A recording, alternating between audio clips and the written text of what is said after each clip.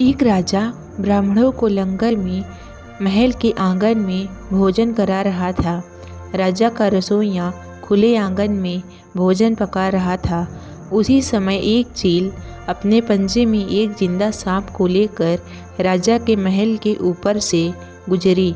पंजों में दबे सांप ने अपनी आत्मरक्षा में चील से बचने के लिए अपने फन से जहर निकाला।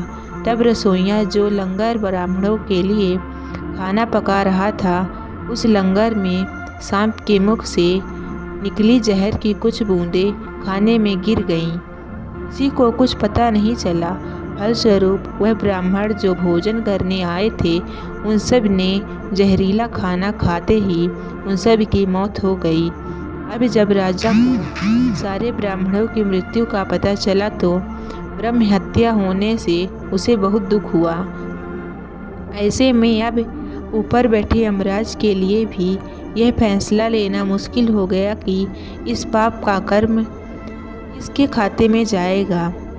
राजा, जिसको पता ही नहीं था कि खाना जहरीला है या नहीं, रसोइया, जिसको पता ही नहीं चला कि खाना बनाते समय वह जहरीला हो गया, या वह चील जो जहरीले सांप लिए राजा के महल के ऊपर से गुजरे, या वह सांप जिसने अपनी आत्मरक्षा में जहर निकाला।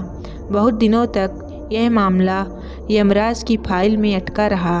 फिर कुछ समय बाद कुछ ब्राह्मण राजा से मिलने उस राज्य में आए और उन्होंने किसी महिला से महल का रास्ता पूछा। उस महिला ने महल का रास्ता तो बता दिया। रास्ता बताने के साथ साथ ब्राह्मणों से यह भी कह दिया कि देखो भाई, जरा ध्यान रखना, वह राजा आप जैसे ब्राह्मणों के खाने में जहर मिलाकर मार देता है। वह जैसे ही उस महिला ने कहे, उसी समय यमराज ने फैसला ले लिया कि उन मृत ब्राह्मणों की मृत्यु के पाप का फल इस महिला के खाते में जाएगा और इसे अब पाप का फल भुगतना होगा। यमराज ने दूतों से पूछा, प्रभु ऐसा क्यों?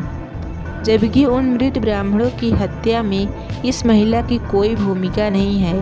तब यमराज ने कहा कि देखो भाई, जब कोई व्यक्ति पाप करते हैं तब उसे बड़ा आनंद मिलता है, पर उन ब्राह्मणों की हत्या से ना तो राजा को आनंद मिला, ना ही उस सांप को आनंद मिला, ना रसोइया को आनंद मिला और ना ही उस चील को कोई आनंद मिला, पर उस पाप का कर्म की घटना की बुराइयां करने के भाव से बखान कर उस महिला को जरूर आनंद मिला। इसलिए राजा के उस अनजाने पाप का कर्म का फल अब इस महिला के खाते में जाएगा।